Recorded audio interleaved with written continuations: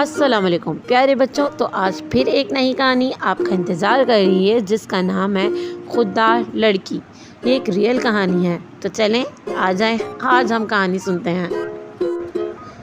मारिया महज 13 साल की थी, मगर उम्र मिजाज लड़की थी।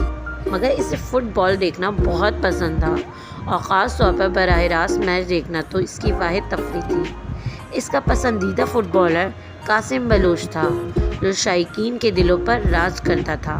अपने उम्दा खेल से वो पूरे शहर का हीरो बन चुका था।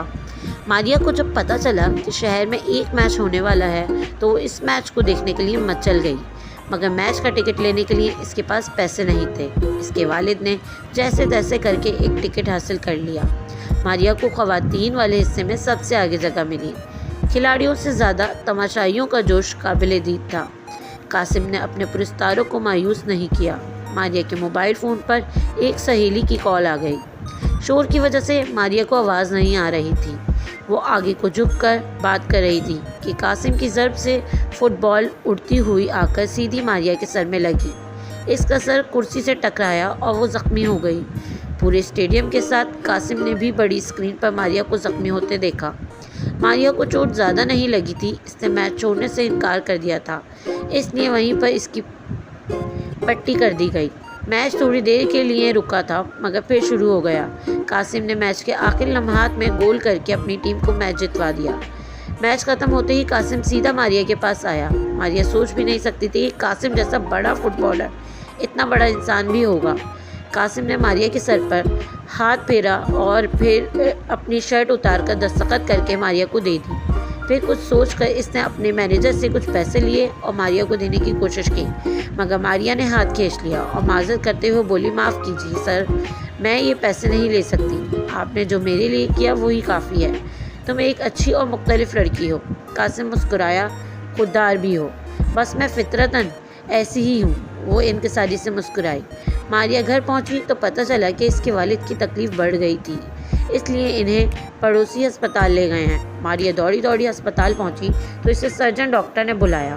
वो डॉक्टर के कमरे में पहुंची तो डॉक्टर ने बगैर किसी तमीज़ के कहा, लड़की जल्दी से पैसे को बंदोबस्त करो और इनको बाहर ले जाओ। मगर डॉक्टर साहब मेरे पास तो पैसे नहीं हैं, मारिया ने बेबसी से बोला।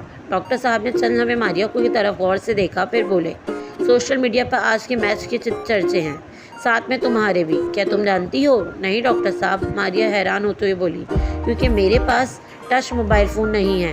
ओके, डॉक्टर ने सर हिलाया और बोले, सोशल मीडिया पर तुम्हें एक खुशकिस्मत और खुददार लड़की के तौर पर नुमाया किया जा रहा है। मेरे पास एक तजवीज़ है।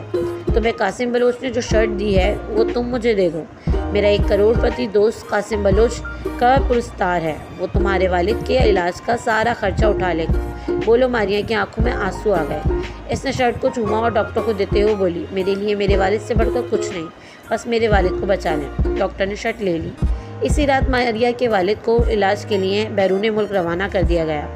अगले दिन इनका ऑपरेशन हुआ। मारिया को जब इत्तला मिली कि इसके वालिद को होश आ गया है तो सजदे में गिर गई। जिस दिन मारिया के वालिद घर पहुँचे वाले थे, मारिया ने कुछ खर्चे के लिए घर को सजा दिया। वो घर पहुँचे तो घर को सजा हुआ देखकर खुश हो गए। थोड़ी देर बाद एक मोटरसाइकिल आकर रुकी। कोरियर कंपनी के नुमाइंदे ने फूलों का गुलदस्ता और एक डब्बा मारिया को दिया। मारिया ने हैरानी से पार्सल वसूल किया। वो ये जानकर पागल हो गई कि फूल कासिम बलोच ने भिजवाए थे। वो ऐसा ही अजीम इंसान था। इसने मारिया के बारे में पल पल खबर रखी थी और उसको तोहफा भी भिजवाया। तो बच्चों, उम्मीद है मुझे कि आपको आज की कहानी भी पसंद आई होगी, और अगर आपको पसंद आई है तो लाइक, शेयर, सब्सक्राइब करना मत भूलिएगा और कमेंट में ज़रूर बताइएगा, और अगली कहानी का इंतज़ार कीजिएगा। इंशाअल्लाह कल मिलेंगे फिर नई कहानी के साथ। अल्लाह हाफ़िज़।